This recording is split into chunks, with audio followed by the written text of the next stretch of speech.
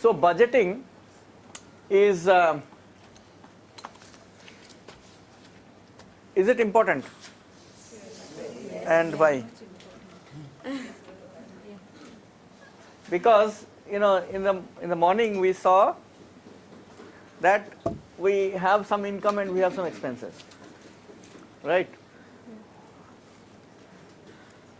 And in the earlier times, over a phone call money used to come. Many of the social activists who have lived in the 60s and 70s, they would say that, why budgeting? We just call and money comes. We used to call that time, there's a problem, and send some money, and then donors used to send. So times have changed, no? And budgeting is an important step, but budgeting is the second step. What is the first step? Say it loudly. Planning. Because without plans there cannot be any budgets, right? So planning in financial terms is what budget is all about, right?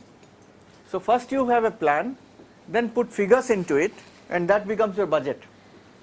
How many types of budget an organization should prepare? Annual budget, mid-term budget,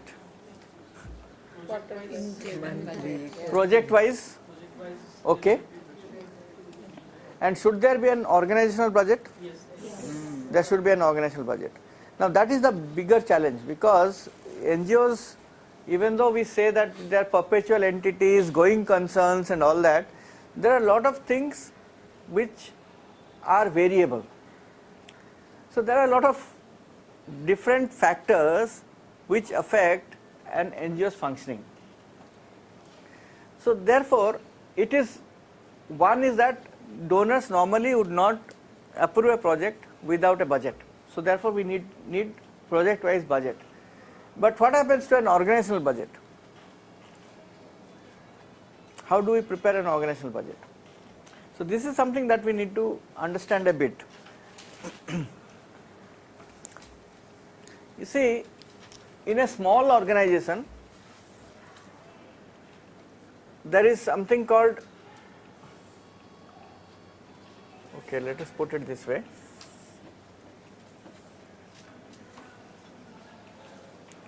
So this is project A, B, C, D, and let's say this is organizational. And then this is the total budget, let's say.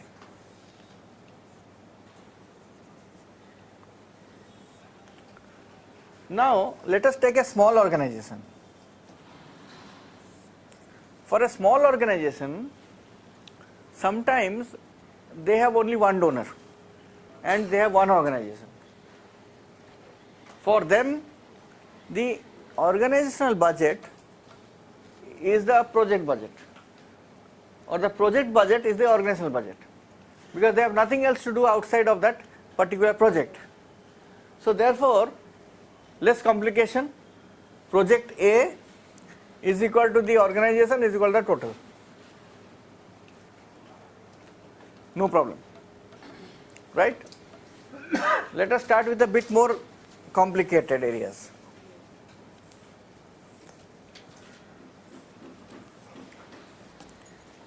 Then let us say that the organization has grown. This small organization has got one more project.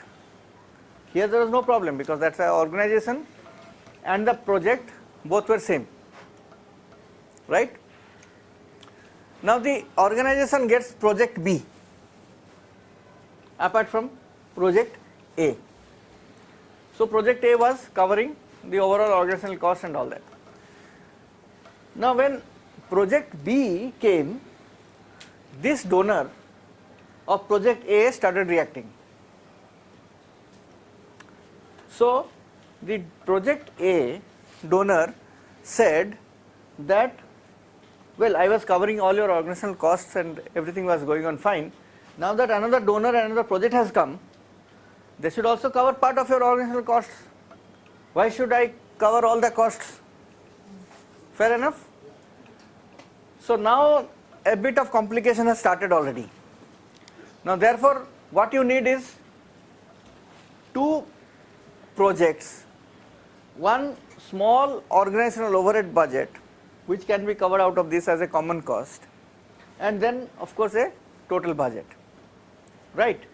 So you prepare this budget, you prepare this budget, have negotiation with both. Say we have got one accountant, so 50% of salary will go here, 50% of salary will go there. We have a office which is 10,000 rupees rent, 50% will go here, 50% will go there, or 2/3 will go here, 1/3 will go there, right? So then it grows further, then more projects start coming, and then the overall organizational costs get still further distributed. So now the issue is that for a large or a medium sized organization, what you have is project budgets, project wise, and some common costs which are common to all projects. That is your organizational budget, which needs to be covered on an agreed upon basis by all the other projects. Clear? So this is what an organizational budget should look like. Now what happens is, yes.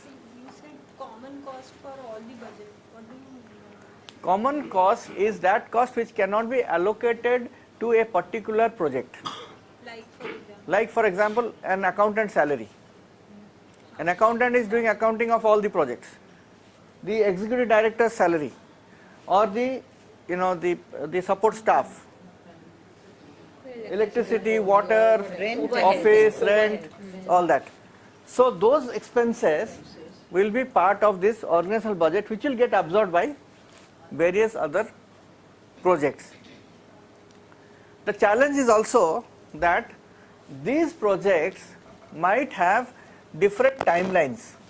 Like for example, project A might be for 3 years, project B might be for 1 year, project C might be for 2 years, right?